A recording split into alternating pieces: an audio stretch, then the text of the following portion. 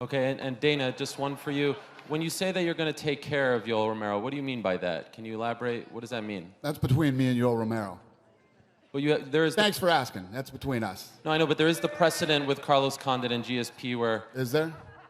There's really not a precedent. There's different scenarios and different situations. But Don't worry about what Yoel Romero is going to make. Me and Yoel will take care of that. All right, fair enough. Thank you. Hey, thanks, George. And just quickly, if I could, for Dana, understand why you put this fight together. I mean, this is a super fight. It's amazing to have George St. Pierre back, but can't deny that Yoel Romero is the rightful #1 contender in the division right now, right? Yeah. So, what do you do with Yoel right now? I hope he doesn't kill me. You know, I'm gonna duck and dodge him for as long as I can.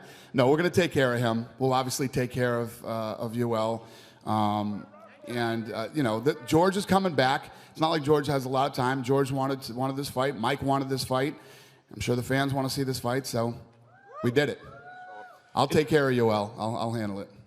And just lastly for me, Dana, you touched on it. I know we're here to talk about this fight, but the news this morning, losing the co-main event. What are your plans right now with Tony Ferguson, Khabib Nurmagomedov? Do you want to put that fight back together? Do you want to do something next for Tony? What's the idea? It's just, you know, it's obviously a huge blow, and I don't know right now. We got to get through tomorrow night and, you know, do the fight, and then I'll figure out what's going to go on with those guys. And just so you know, not to jump in and like I'm defending George here, but at the time that this deal was made, when me and his guys were doing this deal, we wanted him to come back. We wanted to announce it. We wanted a title fight.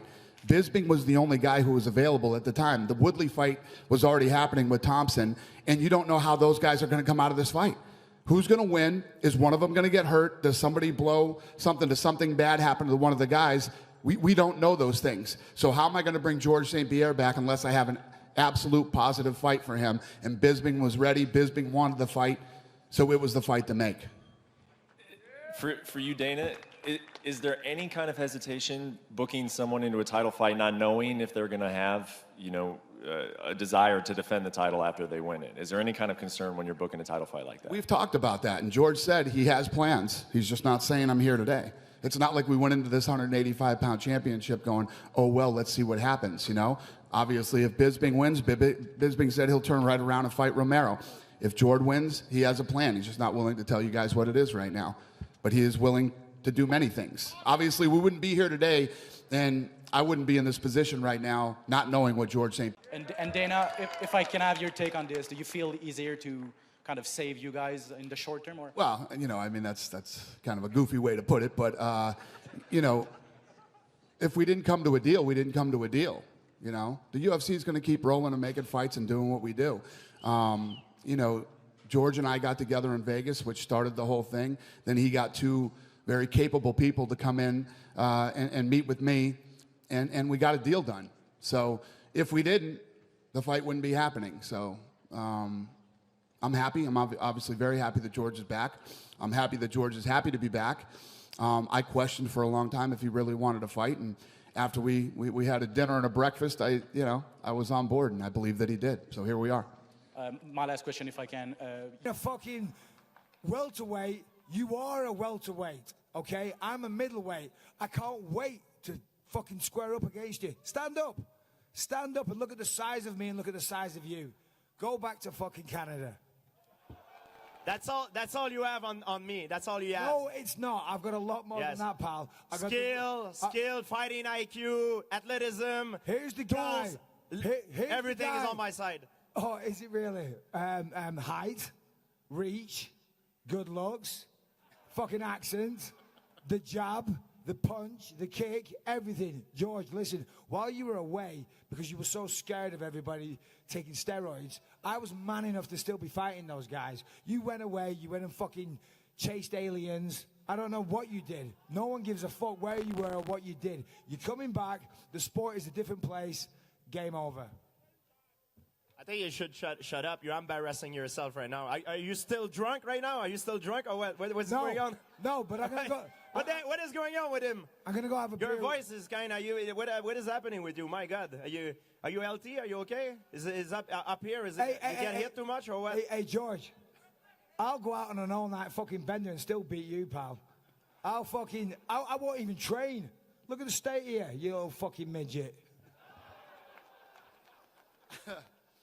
George, just one more question. I know another thing about you coming back was the debate about the Reebok deal. You've got the deal with Under Armour. Has that been resolved? And if so, will you represent Under Armour in the cage or Reebok, or how'd that work out?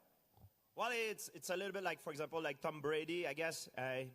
NFL is with Nike, and he's wearing Under Armour to do the promotion outside of the NFL. So it will be something arranged similarly, I guess. If you're a real fighter, you don't give a fuck about Under Armour or this or that. I've been in the same place the entire time, fighting the best in the world. Simple as that. I don't need sponsors as an excuse not to fight. I don't need a reason not to fight. I fight all the time. That's what I do. I'm a fighter. That's why I got the fucking belt, George. Hey, George, where's your belt? Where's your fucking belt? You don't have one. The sport moved on, buddy. The sport moved on. Well, I could have stole one while you were out in Vegas drinking. Stop it, please. You're saying I'm embarrassing myself? Please stop it. You're embarrassing yourself. Next question. George, we know you wanted to fight in Toronto. Is fighting in Canada a priority for you at this point? I don't care where the octagon will be set. I'm here to do a job. And it's got to be to beat up that drunk man right there. Whoa.